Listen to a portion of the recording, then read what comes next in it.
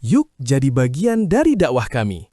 Dukung terus dakwah Rinjani TV dan Satu Radio dengan menyalurkan donasi terbaik Anda di rekening BSI 96947217770 atas nama Satu Radio Lombok.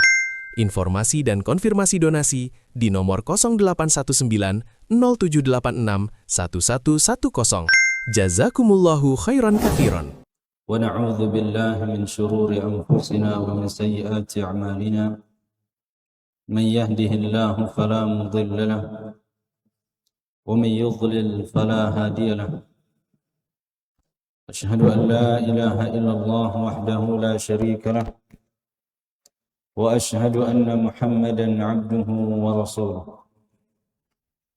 يا أيها الذين آمنوا اتقوا الله حق تقاته ولا تموتن إلا وأنتم مسلمون يا أيها الناس اتقوا ربكم الذي خلقكم من نفس واحدة وخلق منها زوجها وبث منهما رجالا كثيرا ونساء واتقوا الله الذي تساءلون به والأرحام إن الله كان عليكم رقيبا يا أيها الذين آمنوا اتقوا الله وقولوا قولا سديدا يصلح لكم أعمالكم ويغفر لكم ذنوبكم ومن يطع الله ورسوله فقد فاز فوزا عظيما أما بعد فإن أصدق الحديث كتاب الله وخير الهدى هدى محمد صلى الله عليه وسلم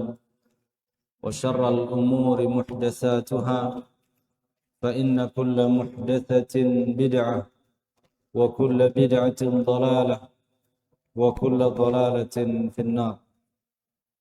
Ma'asyiral muslimin rahimani wa rahimakumullah. Alhamdulillah, pada malam hari ini Allah masih memberikan kita kesehatan dan juga kesempatan sehingga kita bisa mendekatkan diri kepada Allah Subhanahu wa taala dengan menjalankan perintah-perintahnya, baik itu yang wajib-wajib maupun yang sunnah-sunnah.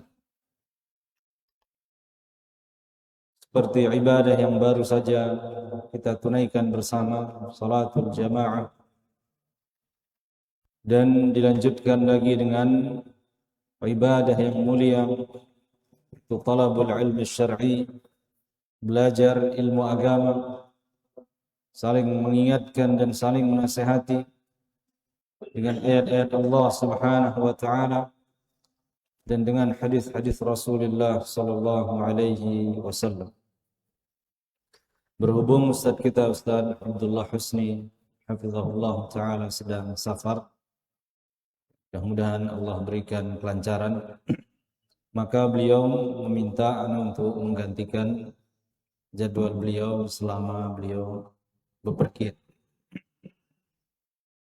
Dan insyaallah kita akan bacakan kitab tentang wasful jannati wan nar min sahih sunnati wal akhbar.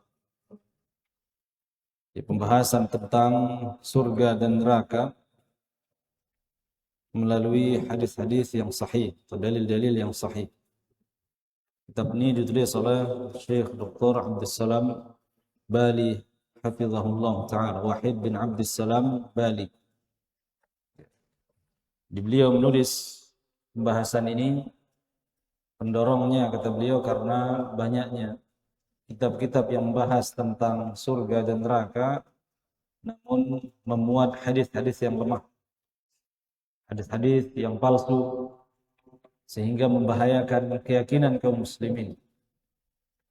Dan juga berdakwah dengan metode at-targhib wa tarhib, ini termasuk prinsip yang syar'i. Di kita memberikan kabar gembira dan juga memberikan peringatan. Karena dengan memberikan kabar gembira kita menjadi semangat beribadah. Semangat kita semakin meningkat. Karena jelas ada yang akan kita dapatkan. Kenikmatan yang sempurna. Sebagaimana dalam hadis qudsi Allah Subhanahu wa taala mengatakan a'dadtu li'ibadiyas salihin ma la 'ainun ra'at wa la udhunun sami'at wa la khatara 'ala qalbi bashar. Aku telah siapkan untuk hamba-hambaku yang saleh sesuatu yang tidak pernah dilihat oleh mata mereka, keindahannya tidak pernah didengar oleh telinga mereka, dan belum pernah terlintas dalam benak manusia. Jadi dengan kita memberikan kabar gembira, ini akan menumbuhkan semangat untuk beribadah. Demikian pula tarhib, memperingatkan manusia, menyebutkan pedihnya siksaan Allah Subhanahu wa taala, panasnya api neraka bagi penghuninya. Nah, ini juga manfaatnya agar membuat kita takut melanggar perintah-perintah Allah Subhanahu wa taala. Agar kita takut mengentengkan dosa-dosa, meremehkannya, karena ancamannya adalah siksaan yang pedih. Nah, di sini beliau membagi menjadi dua bagian, bahasan tentang surga di bagian pertama, kemudian bahasan tentang an-nar, neraka di bagian yang kedua. Nah, di sini beliau mengawali dengan pembahasan yang pertama, al-fasl al-awwal, rihul jannah. Aroma surga yang pertama. Kalau kita ditanya apakah surga itu ada aromanya, ada wanginya, maka jawabnya iya, ada. Setelah kita mengatakan ada, maka wajib kita memberikan alasan. Harus ada landasan kita. Ini perkara gaib. Tidak boleh kita tetapkan, tidak boleh kita yakini kecuali dengan dalil. Nah, adapun dalilnya, dia bawakan hadis Nabi sallallahu alaihi wasallam riwayat Imam Bukhari, beliau nukil dari Fathul Bari an Abdullah bin Amr ibn al-As radhiyallahu anhuma, dari Abdullah bin Amr radhiyallahu anhuma qala, beliau berkata, qala Rasulullah sallallahu alaihi wasallam, Rasulullah sallallahu alaihi wasallam bersabda, man qatala mu'ahadan lam yarih raihatal jannah wa inna rihaha yujadu min masirati 40 'ama. Siapa yang membunuh kafir mu'ahad, kafir tinggal di negeri kaum muslimin dan yang tidak boleh dibunuh, yang dilindungi, yang masuk dengan peraturan yang resmi, tidak boleh dibunuh. Siapa yang membunuhnya melakukan pelanggaran, kan pelanggarannya berat. Kata Nabi, siapa yang membunuh mu'ahad, maka dia tidak mencium wanginya surga. Sesungguhnya wanginya surga tercium dari jarak perjalanan 40 tahun. Di hadis ini menerangkan bahwasanya surga itu wangi.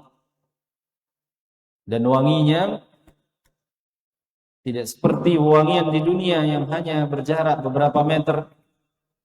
Ini perjalanan 40 tahun sudah tercium wanginya.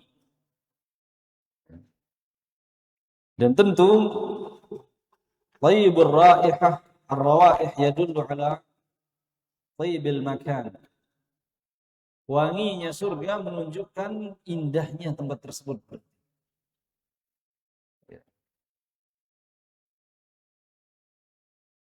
Dan dalam hadis-hadis yang lain juga dijelaskan ada beberapa jenis manusia yang diancam tidak mendapatkan wangi surga. Di antaranya yang Nabi sabdakan tentang wanita yang kasiat, ariyat. Nabi dalam sabdanya mengatakan ada dua jenis penghuni neraka yang belum pernah aku lihat. Dan dia Kata Nabi sallallahu alaihi wasallam, yang salah satunya adalah perempuan kasiyatun ariyat. Dia berpakaian tapi hakikatnya telanjang. Nah, ini kata Nabi sallallahu alaihi wasallam yang belum pernah dia lihat. Dan diancam tidak mendapatkan wanginya surga. Begitu juga yang diancam tidak mendapatkan wanginya surga adalah orang yang menuntut ilmu hanya karena dunia saja. Menuntut ilmu agama dengan niat dunia saja. Ini juga diancam tidak mencium wanginya surga. Bagaimana sabda Nabi sallallahu alaihi wasallam, "Man ta'allama ilman mimma yubtagha bihi wajhullah la yata'allamuhu illa liyusiba bihi 'aradan min ad-dunya lam yarih harfal jannah yawmal qiyamah." Siapa yang menuntut ilmu syar'i, seharusnya dia menuntutnya ikhlas karena Allah, tapi dia tidak menuntutnya kecuali agar mendapatkan keuntungan dunia, maka dia tidak mencium wanginya surga. Sebutkan juga dalam hadis wanita yang sering meminta talak tanpa sebab. Nabi sallallahu alaihi wasallam mengatakan, ayyuma imra'atin sa'alat talaqa min ghairi ma ba'sin fa haramun 'alaiha raihatul jannah. Wanita mana saja yang meminta perceraian tanpa sebab, maka haram baginya wangi surga. Tunjukkan jalinan pernikahan harus berusaha dijaga dan dirawat, dan bermudah-mudah untuk menghancurkannya merupakan hal yang terlarang. Nah, ini poin yang pertama, bahwasanya di antara ciri-ciri surga itu wangi, dan wanginya surga tercium dari jarak 40 tahun perjalanan. Kemudian al-faslu tsani, poin yang kedua, beliau menyebutkan tentang abwabul jannah. Surga itu memiliki pintu-pintu. Dan ini banyak sekali disebutkan dalam Al-Quran dan juga dalam hadis Nabi sallallahu alaihi wasallam. Di antaranya firman Allah Subhanahu wa taala dalam surat Ar-Ra'd ayat 23 dan 24. Allah berfirman, "Jannatu 'adnin yadkhulunaha wa man salaha min abaihim wa azwajihim wa dzurriyyatihim." Itulah surga Aden. Mereka, para penghuni surga, memasukinya bersama orang-orang yang saleh dari bapak-bapak mereka, pasangan-pasangan mereka, keturunan-keturunan mereka. Di sini Allah Subhanahu wa taala mengabarkan bahwasanya orang-orang yang masuk surga ini bersama keluarganya juga, bapaknya, pasangannya, keturunannya. Namun yang perlu dicatat di sini ada kata waman salaha, yang salah, yang saleh. Waman salaha min abaihim, orang-orang yang saleh dari bapak-bapak mereka, pasangan-pasangan mereka, keturunan-keturunan mereka.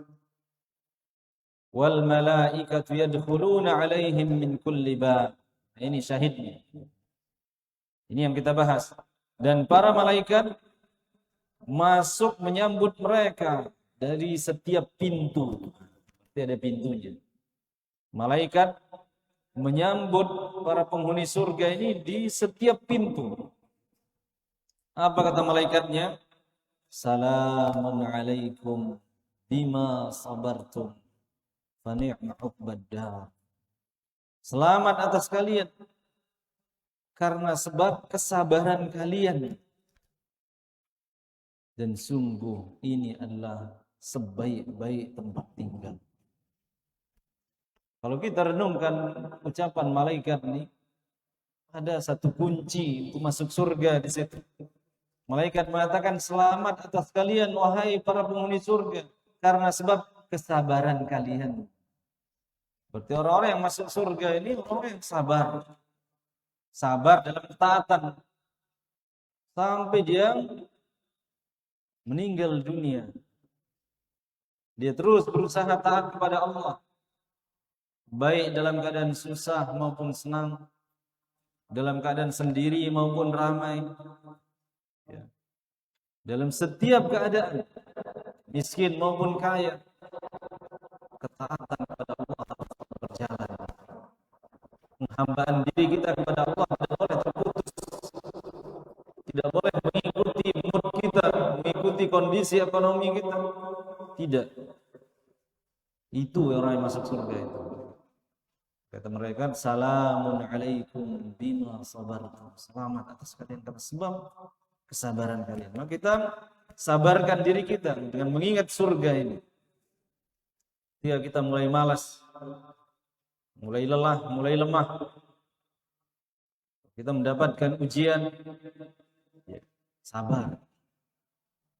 Karena dengan sabar itulah kita akan dimasukkan ke surga oleh Allah Subhanahu wa ta'ala.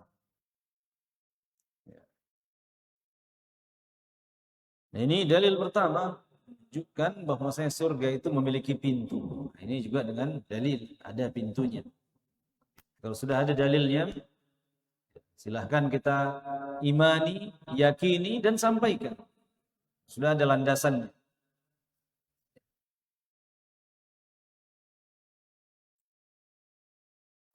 Kemudian beliau juga membawakan firman Allah Subhanahu wa ta'ala dalam surat Az-Zumar ayat 73. Allah Subhanahu wa ta'ala berfirman, "Wasiqal ladzina ittaqaw rabbahum ilal jannati zumara." Maka akan digiring orang-orang yang bertakwa kepada Rabb-nya. Ini juga sifat penghuni surga juga disebutkan, disematkan di sini. Digiring orang-orang yang bertakwa. Berarti orang yang masuk surga ini adalah orang yang berusaha bertakwa. Ya, tadi berusaha menjalankan perintah-perintah Allah, berusaha menjauhkan larangan-larangan Allah. Ini takwa. Nah, ini dia digiring. Orang-orang yang bertakwa digiring ilal jannah, menuju surga. Zumarani jama'atan ba'da jama'atin. Ya. Dalam keadaan berkelompok-kelompok. Bahagianya kita. Kalau kita salah satu yang dipanggil untuk masuk surga, itulah kesuksesan yang sebenar-benarnya. Melebihi kesuksesan apapun yang kita raih di dunia ini. Itulah kebahagiaan yang tidak diakhiri dengan kesedihan lagi. Makanya pas sudah kata Imam Ahmad ketika beliau ditanya, "Mata rahah, kapan kita bisa istirahat? Ibadah terus, belajar terus." Beliau, "Ar-rahah fil jannah." Istirahat itu setelah kita masuk surga. Beliau sampai tua terus dia menuntut ilmu sampai orang capek melihat dia. Jawaban beliau begitu. Jadi ar-rahah itu fil jannah. Di dunia ini tempat berlelah dan berletih memang. Bukan tempat bersantai. Nah, jadi kalau kita dipanggil untuk masuk surga, itu kebahagiaan sesungguhnya. Dan itu definisi kesuksesan. Faman zuhziha 'anil nar wa udkhilal jannah faqad faz. Allah mengatakan siapa yang dijauhkan dari neraka dan dia dimasukkan ke surga, sungguh dialah yang telah berhasil, sukses. Wa mal hayatud dunya illa mata'ul ghurur. Adapun kesuksesan dunia, pertama selalu dicampuri dengan kesedihan. Ya. Dan kalau kesuksesan itu tidak dibarengi dengan ketaatan, berarti itulah kesuksesan yang sesaat, yang setelahnya akan diiringi dengan kesengsaraan yang abadi. Nah, intinya orang yang bertakwa digiring dalam keadaan zumara, berjamaah, kelompok-kelompok. hatta idza ja'uha wa futihat abwabuha. Kemudian ketika mereka telah mendatangi dan dibukalah pintu. Ya, ini juga dalil. Surga itu memiliki pintu, dibuka pintu-pintunya. Wa futihat abwabuha wa qala lahum khazanatuha, dan berkatalah kepada mereka para penjaganya, salamun alaikum. Para malaikat menyambut di sana, mengatakan salamun alaikum, selamat atas kalian. Tibtum fadkhuluha khalidin.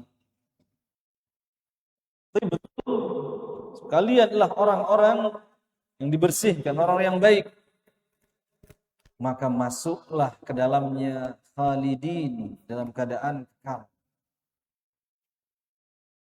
Oke, para ulama menjelaskan tidak ada yang akan dimasukkan ke surga kecuali yang thayyib, yang sudah bersih, sudah bagus. Ya, dibersihkan. Kalau dia memiliki dosa, nggak bisa dimasuk surga, harus dibersihkan dulu di neraka.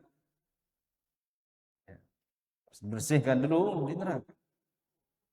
Fadkhuluha khalidin, masuklah ke dalamnya dalam keadaan kekal, abadi.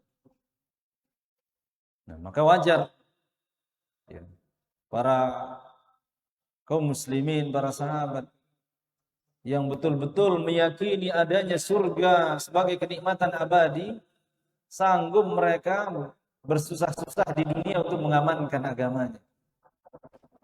Sanggup mereka meninggalkan kampung halamannya di kota Makkah, meninggalkan keluarga, meninggalkan perniagaan mereka di Makkah, kemudian berpindah, berhijrah ke Madinah. Tidak ada siapa-siapa, tidak ada rumah, tidak ada keluarga. Bahkan di antara mereka ada yang harus tidur di masjid berbulan-bulan, bahkan bertahun-tahun tidur di masjid. Kalau kita pikir-pikir kan, untuk apa? Ini untuk akhirat. Demi kenyamanan ibadah mereka, agar mereka nyaman menghambakan diri mereka kepada Allah Subhanahu wa ta'ala.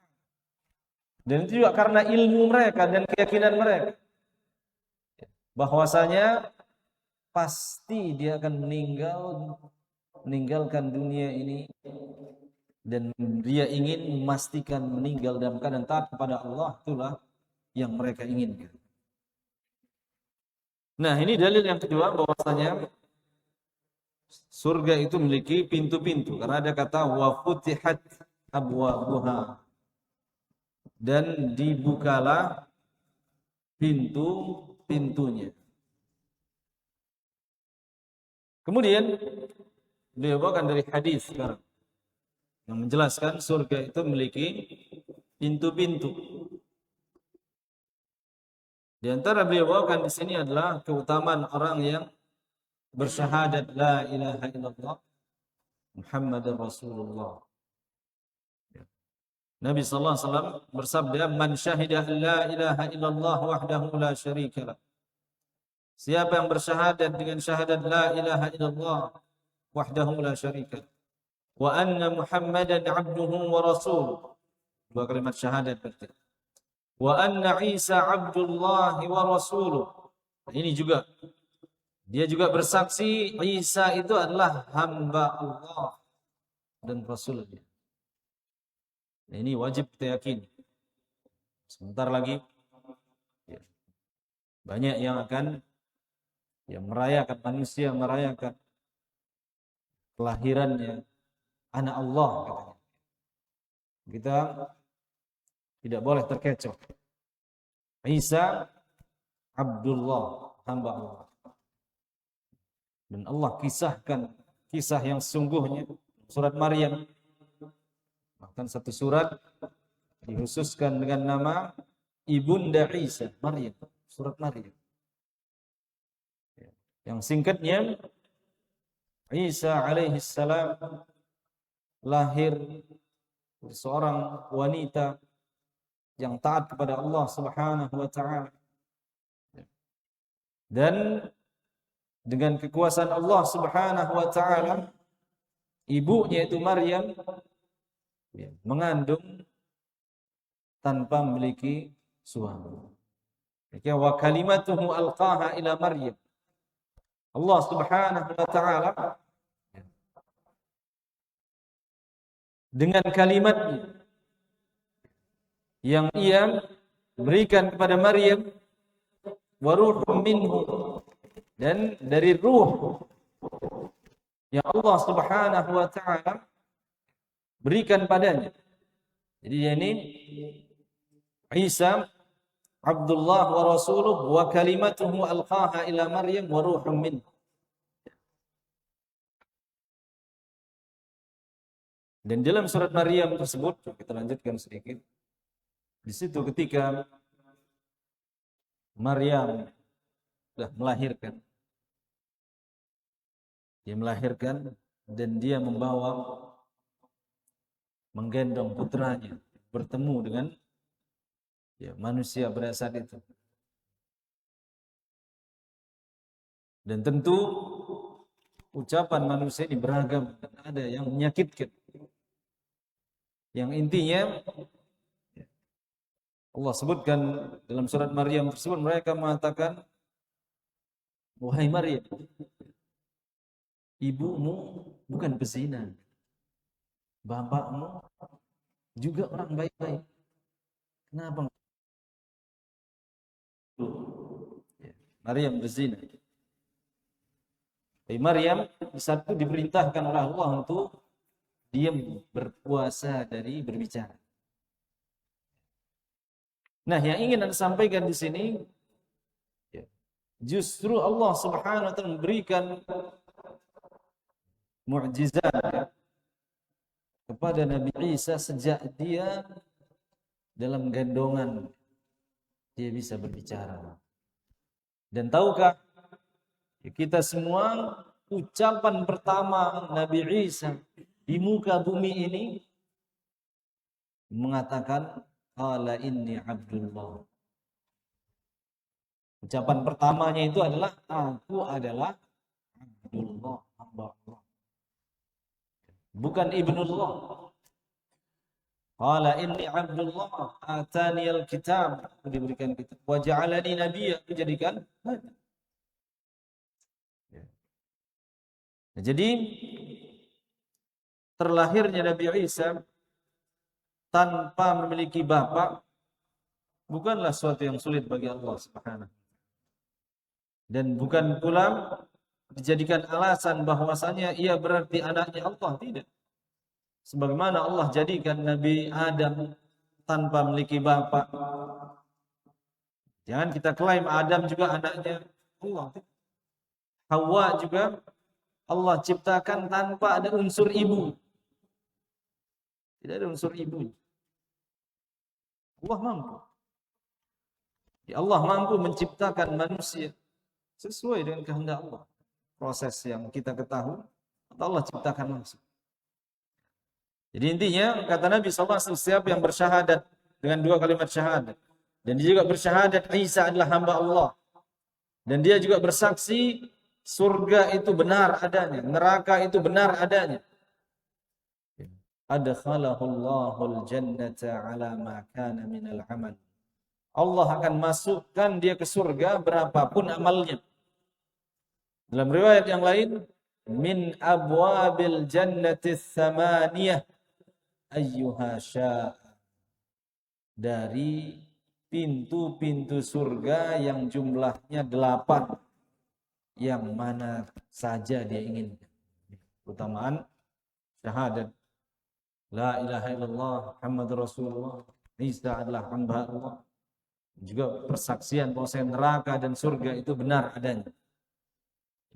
Dia akan dimasukkan ke dalam surga berapapun amalnya dan dari pintu manapun yang dia inginkan, dari pintu-pintu yang 8 tersebut.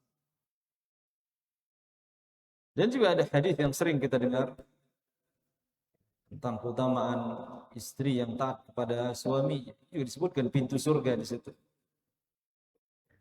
Nabi mengatakan, "Idza sallatil mar'atu khamsaha wa shamat syahraha wa hafizat farjaha wa ata'at ba'laha qila laha udkhulil jannata min ayyi abwabiha syi'ti. Bila wanita salat 5 waktu, sebutkan salat wajib saja. Bila istri sudah salat 5 waktu, puasa di bulan Ramadan, dia jaga kemaluan, dia taati suami,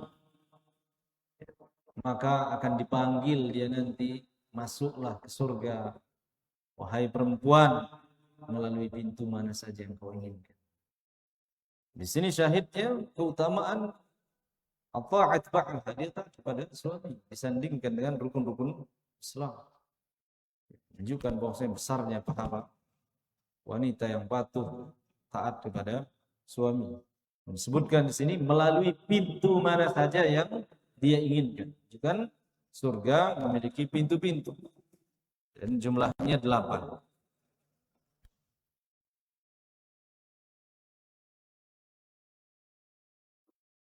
Kemudian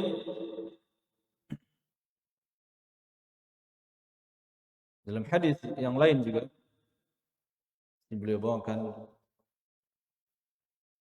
dari Abu Hurairah radhiyallahu anhu. Dari Abu Hurairah radhiyallahu anhu, anna Rasulullah sallallahu alaihi wasallam qala, bahwasanya Nabi sallallahu alaihi wasallam pernah bersabda. Dan di akhir hadis ini, jadi Nabi sallallahu alaihi wasallam menyebutkan, man anfaqa zawjain fi sabilillah nudiya min abwabil jannah.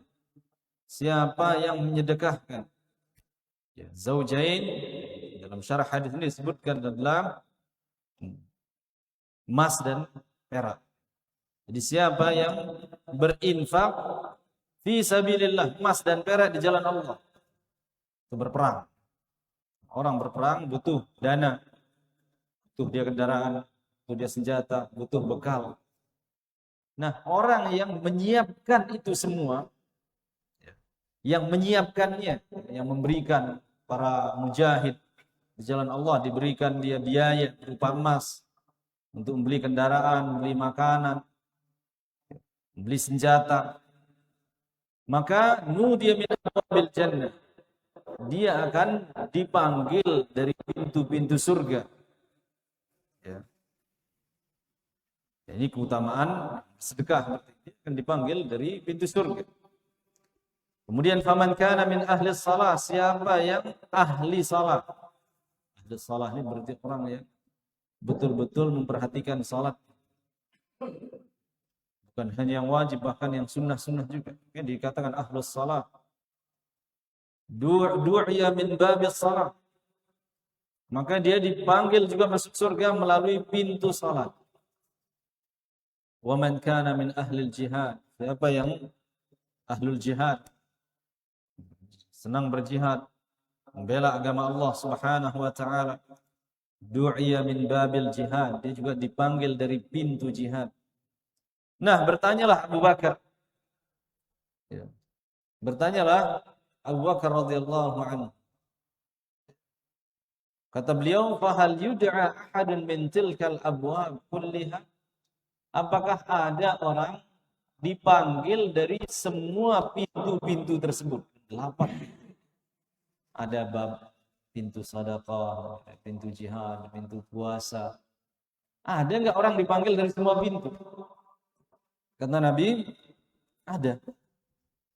Dan aku harap engkaulah orangnya. Kata Nabi, ada, dan aku berharap engkau orangnya. Ini menunjukkan keutamaan Abu Bakar radhiyallahu anhu.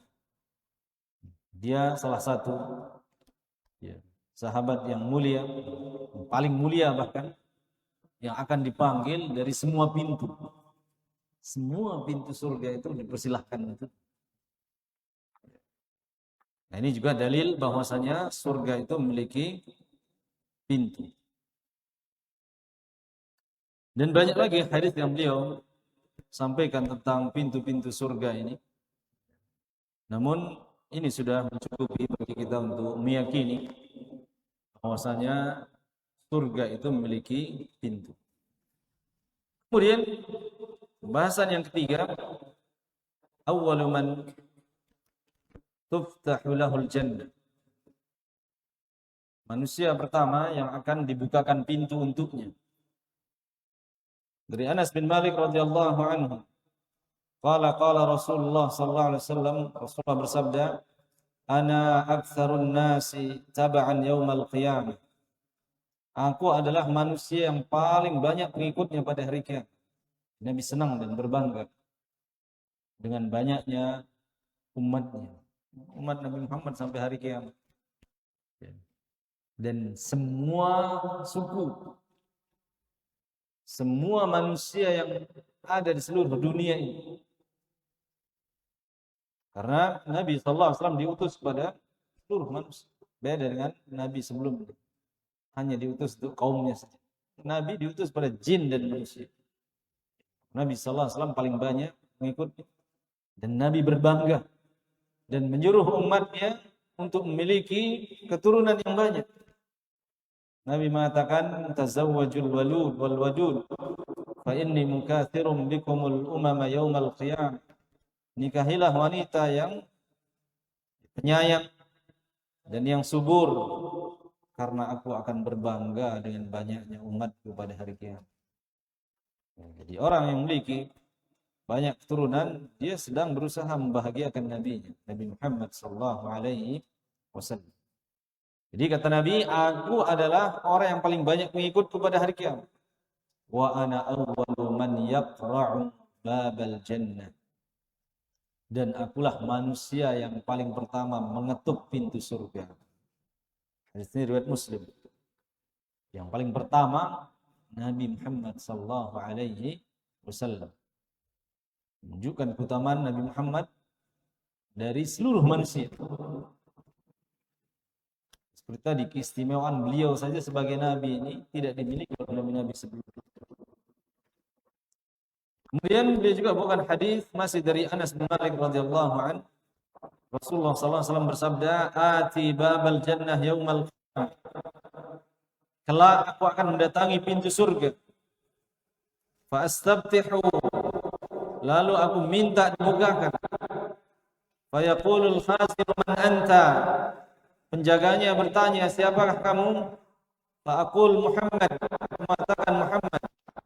Penjaganya mengatakan, adin qablaka.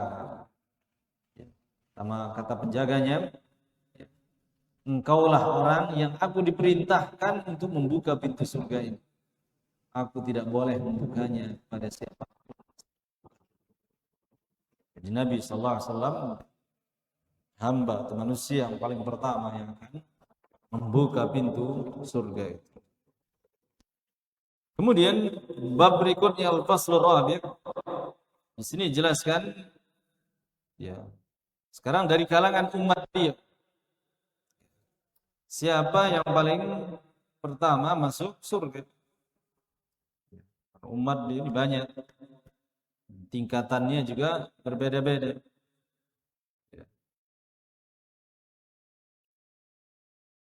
Nah, di sini beliau bawakan hadis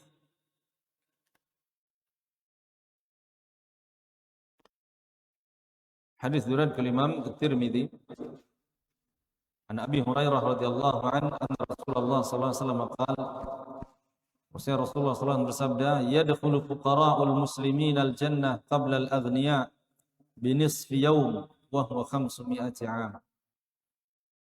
Dari Abu Hurairah radhiyallahu anhu Rasulullah sallallahu alaihi wasallam bersabda, orang-orang miskin, orang-orang fakir dari kaum muslimin lebih dahulu masuk surga sebelum orang-orang yang kaya selama setengah hari.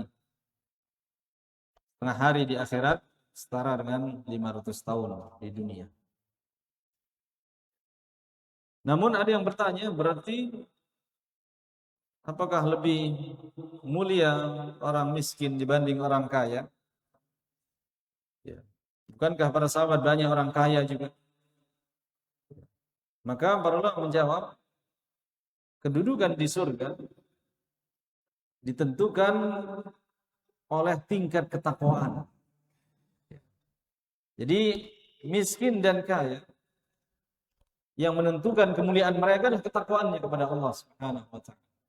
Dan mereka lebih dulu masuk bukan berarti paling unggul mengalahkan orang kaya secara otomatis, tidak. Dia lebih dulu saja karena keutamaan apa? Ya, sedikit hisabnya. Karena setiap harta akan ditanya dari mana dan kemana dibelanjakan. Orang-orang yang miskin nggak perlu dia ditanya hal-hal itu. Sedikit pendekatan seperti orang yang pergian, barangnya banyak, 5 troli misalnya. Sementara ada orang cuma bawa dirinya saja, tiket saja, tentu dia lebih cepat prosesnya. Lebih cepat prosesnya untuk naik pesawat ataupun keluar. Karena ini akan diperiksa satu-satu. Ya, makanya ada kisah yang sangat menarik dari sahabat yang mulia Abu Darda radhiyallahu anhu. Ketika beliau berada di Syam, Abu Darda ini ditugaskan sebagai dai di Syam. Umar radhiyallahu anhu. Dia ahli Al-Qur'an. Nah, sempat para sahabat singgah di rumahnya di Syam di musim yang dingin. Nah, di malam hari para tamu disuguhkan makanan yang hangat, minuman yang hangat. Pas cuacanya. Namun ketika sudah mau tidur, ternyata tuan rumah tidak menyuguhkan selimut. Ya, karena musim dingin, para tamu ini berharap dikasih selimut. Ini kisah ini dibawakan oleh Syekh Abdul Rahman Ra'fat Basha dalam kitabnya Suwar Hayat Sahabat. Nah, sehingga para tamu ini bertanya-tanya, mana selimut kita ini musim dingin ini? Ya. Namun mereka malu untuk meminta. Sehingga ada satu orang yang memberanikan diri untuk meminta. Dia datang untuk menemui Abu Darda selaku tuan rumah. Namun dia dapati Abu Darda sudah tertidur dan juga tidak punya selimut. Sehingga dia kembali dan memberitahukan tuan rumah pun nggak ada selimutnya. Nah, sehingga di pagi harinya mereka penasaran. Bertanyalah, wahai Abu Darda, kenapa rumahmu ini nggak ada fasilitasnya, nggak ada perabotnya, selimut juga nggak ada. Dan di sini Abu Darda memberikan sebuah nasihat yang sangat menyentuh. Ya. Kata beliau, kita kan punya rumah di sana, jauh. Makanya setiap kami punya barang, kami upayakan kirim ke sana. Karena jalan menuju rumah kami terjal. Kalau banyak barang bawaan kita, khawatirnya jatuh. Sehingga kami sebisa mungkin kalau punya barang kami kirim terus ke sana. Dia sempat bertanya, paham kan maksud saya? Paham, paham. Beliau dia gemar bersedekah. Dengan bersedekah kan cara untuk mengirim barang itu ke akhirat. Tidak hilang. Allah berjanji akan merawatnya dan menjadikannya jauh lebih besar dari apa yang kita berikan di dunia ini. Ini beliau mengingatkan kita bahwasanya untuk memuluskan perjalanan kita nanti di yaumil hisab, maka kita perlu banyak-banyak mengirimnya, ya, menyedekahkannya langsung. Di antara kita, antara manusia yang punya miliaran, punya rumah, kadang puluhan mobil, nggak bisa dia menikmati selamanya kan di dunia. Dan nggak bisa juga dia ditanam bersamanya untuk dipakai di kuburnya, nggak bisa. Seorang muslim yang cerdas agar tidak hilang begitu saja harta yang dikumpulkan, dia sedekahkan dia. Biar dia bisa menikmatinya juga nanti di akhir. Nah, sehingga di antara keutamaannya ternyata orang-orang fuqara ini dia lebih dulu masuk surga selama setengah hari. Dan itu setara dengan 500 tahun di dunia.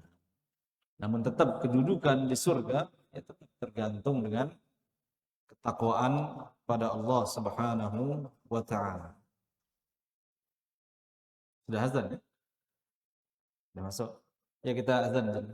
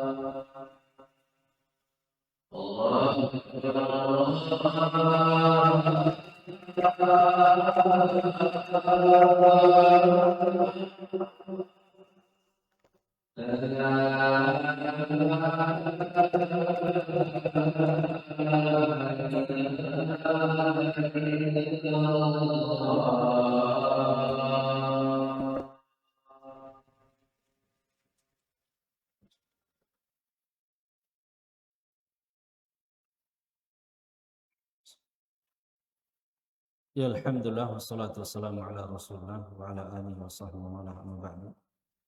Ya, kita ambil satu poin lagi tentang bagaimana keadaan penduduk surga di dalam surga. Di sini beliau bawakan beberapa dalil. Kita ambil satu hadis saja. Sini beliau bawakan hadis yang berat ke Imam Bukhari dan juga berat ke Imam Muslim dari Abu Hurairah radhiyallahu anhu bahwasanya Rasulullah sallallahu alaihi wasallam bersabda, "Inna awwala zumratin yadkhuluna al-jannata ala suratil qamar lailatal badri." Sesungguhnya kelompok pertama yang masuk ke dalam surga mereka bagikan bulan purnama di malam purnama, wajahnya berseri-seri. Walladzina yalunahum ala ashaddi kawkabin durriyin fis sama'i idha'atan. Kemudian kelompok berikutnya yang kedua masuk ke dalam surga bagikan bintang yang paling terang di langit. La yabulun. Mereka di dalam surga tidak buang kotoran lagi, baik itu buang air kecil, wala yataghawwatun, tidak juga buang air besar, wala yamtakhitun, tidak pula ingusan, wala yatfulun, tidak juga meludah, amsyatuhum al-dhahab, wa rash'uhum al-misk. Nah, kemudian sebutkan di sini keringat mereka pun wangi bagikan kasturi. Wa majamiruhum al-uluwatu al-alanjuj. Dan bara api mereka untuk gahru lah kalau kita sini adalah udut thib, gahru di surga. Wa azwajuhum al-hurul 'ain. Dan pasangan-pasangan mereka adalah bidadari. Karena wanita di dunia pun kalau dia masuk surga, maka dia lebih cantik dari bidadari, kata Ibnu Qayyim. Ya. Akhlaquhum ala khuluqi rajulin wahid ala surati abihim Adam. Jadi akhlak mereka ala khuluqi rajulin wahid, seperti akhlak satu orang. Maksudnya mereka tidak berselisih lagi. Apa keinginan pasangan, itulah keinginan dia. Tidak ada perselisihan, tidak lagi bertengkaran, tidak ada kata-kata kasar. Dibuat pasangan dan pasangannya selalu bahagia. Tidak ada perselisihan dan pertengkaran. Ya.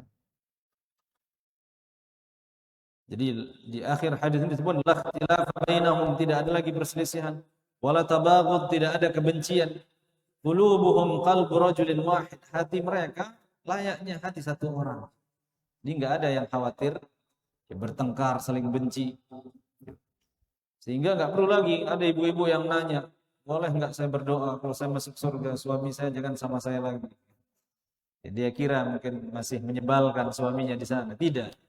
Sebagaimana wajahnya dipergagah, diperbaiki, begitu juga akhlaknya diperbaiki oleh Allah Subhanahu wa taala. Sabbihuna Allah bukratan wa 'ashiyya. Dan mereka jadi sebagai ibadahnya adalah tasbih, bertasbih pada Allah Subhanahu wa taala pagi dan petang.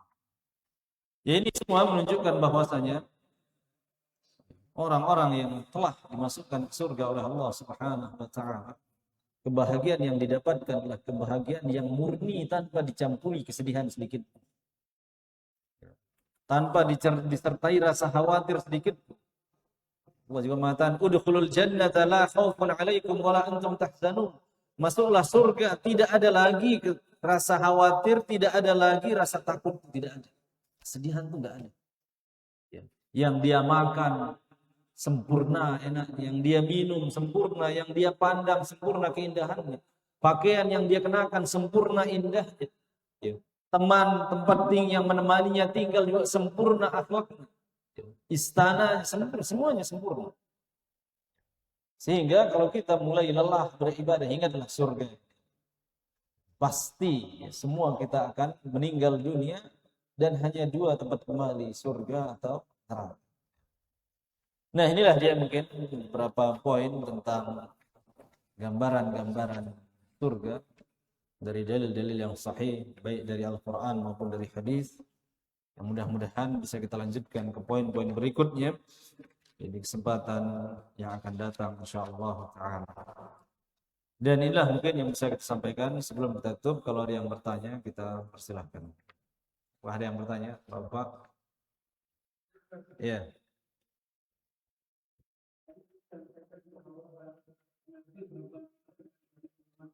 Iya.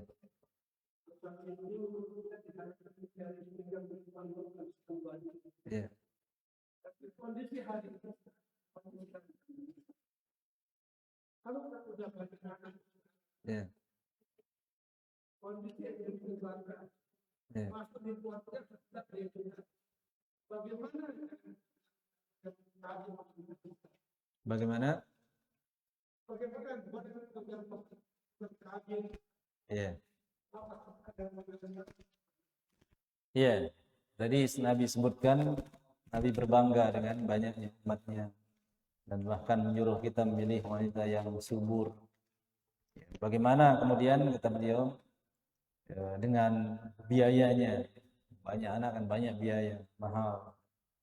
Kemudian juga bagaimana menyikapi program KB, keluarga berencana, 2 anak cukup, laki perempuan sama saja. Ya, jadi Allah Subhanahu wa taala sudah menyebutkan juga hal ini dalam Al-Qur'an. Karena syubhat tentang kekhawatiran ini sudah ada juga sejak zaman dahulu. Ya. Maka Allah SWT mengatakan dalam Al-Quran, وَلَا تَقْتُلُوا أَوْلَادَكُمْ خَشْيَةَ إِمْلَاقٍ. Janganlah engkau membunuh anak-anakmu khasyata imlaq, karena takut miskin. Nahnu narzuqukum wa iyyahum. Kamilah yang memberikan kalian rizki dan kami juga yang memberikan mereka rizki. Sehingga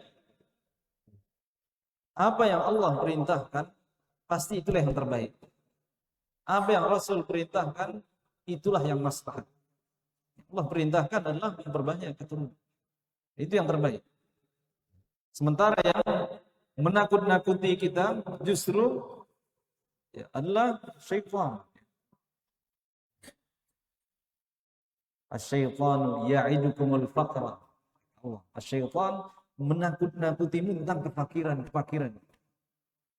Wa ya'murukum bil fahsya, dan mengajak pada hal-hal yang keji.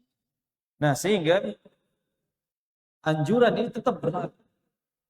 Dan kita sebagai hamba harus yakin kalau kita menjalankan perintah Allah Subhanahu wa taala, pasti kebaikan yang akan kita dapatkan, bukan keburukan. Karena Allah Subhanahu wa taala sifatnya itu alim, maha sempurna ilmu. Hakim, maha bijaksana, tidak mungkin merintahkan sesuatu yang menyulitkan, yang menyusahkan. Nah, tugas kita adalah menjalankan perintah tersebut dan berusaha. Tentunya berusaha juga ketika dia memiliki anak banyak, misalnya, bukan berarti dia telantarkan, disuruh minta-minta, tidak. Dia berusaha. Dan kaitannya dengan biaya, misalkan sekolah mahal. Jadi tidak wajib bagi dia untuk mendaftarkan anak di sekolah yang mahal. Yang wajib bagi dia adalah mendidiknya sesuai dengan kemampuan. Dan banyak orang yang terlahir menjadi ulama juga melalui pendidikan yang dari orang tuanya sederhana bisa. Jadi intinya masalah rizki, biaya dan seterusnya, ini Allah Subhanahu wa taala yang ngatur, tapi tetap kita berusaha. Dan setelah kita berdoa dan berusaha, ternyata kita tidak mampu misalkan menyekolahkan yang mewah, ya kita sesuaikan dengan kemampuan kita. Intinya kita sedang berada di jalur yang benar. Kita meskipun diuji dengan ekonomi, diuji dengan susahnya biaya, ini bagian dari ujian yang menimpa kita dalam rangka menjalankan perintah Allah. Artinya pahala-pahala terus yang kita dapatkan. Dan orang yang anaknya sedikit pun susah juga. Banyak orang yang anaknya sedikit lebih susah dari yang anaknya banyak. Ini di lapangan demikian. Ada anaknya 2, nggak mampu juga dia menyekolahkannya. Ada anaknya 1, nggak mampu juga, terlantar. Ada justru orang anaknya banyak, mampu dia. Sehingga bukan masalah sedikit banyaknya tentang rizki ini. Ini tentang ketetapan dari Allah Subhanahu wa ta'ala. Nah, sehingga sikap Islam terhadap program KB misalkan, ya kita katakan memang dalam hal ini berseberangan. Maka kita katakan bahwasanya di dalam Islam menganjurkan memiliki banyak keturunan, bukan mencukupkan hanya 2 saja. Dan ada yakin juga banyak para pemerintah kita yang membuat aturan juga lebih anaknya dari 2. Lebih anaknya dari 2. Menunjukkan secara fitrah kita juga sejalan dengan syariat ini. Ingin kita memiliki banyak keturunan. Nah, namun kalau tujuannya keturunan hanya membatasi atau mengatur jaraknya, ini banyak kalau menjelaskan tentang ada kelonggaran dalam masalah itu. Tapi bukan memutus habis dengan alasan nggak ada biaya takut ini termasuk kekhawatiran yang berlebih, karena rizki makhluk ini bukan di tangan kita. Allah Subhanahu wa taala yang menjamin rizkinya. Dan Allah berulang-ulang mengatakan dalam Al-Qur'an, wa ma min dabbatin fil ardh illa 'alallahi rizquha. Tidak ada binatang melata pun di muka bumi ini melainkan Allah yang akan berikan rezeki. Berapa banyak makhluk di dunia ini yang dari yang terkecil sampai yang terbesar setiap hari dapat makan. Siapa yang memberikannya? Allah Subhanahu wa taala. Nah, jadi tetap ya, syariat tersebut tetap berlaku, anjuran tersebut tetap berlaku ya. Dan kekhawatiran-kekhawatiran itu ya, kita jauhkan, justru kita optimis.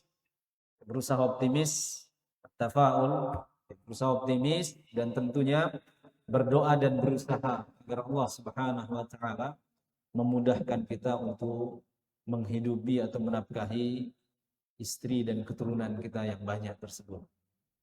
Jadi Allah alam, ya itu yang bisa yang jawab. Ada lagi sebelum kita tutup? Ya.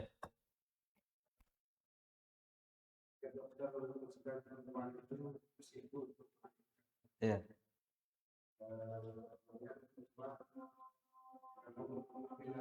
Ya. Ya, kalau memang divonis sama ahlinya akan membahayakan nyawanya, kalau dia mengandung sehingga dia menahan diri, iya betul. Kalau ini uzur syar'i, ya, uzur syar'i karena menjaga keselamatan juga termasuk bagian dari hal yang ditekankan di dalam agama kita, menjaga nyawa ini. Ini boleh. Kalau uzurnya seperti itu dibolehkan. Ya, Allah a'lam. Iya, barangkali itu saja yang bisa kita sampaikan pada kesempatan malam hari ini. Mudah-mudahan bermanfaat. Subhanakallahumma bihamdik. Asyhadu an la ilaha illa anta astaghfiruka wa atubu ilaik. Wassalamualaikum warahmatullahi wabarakatuh.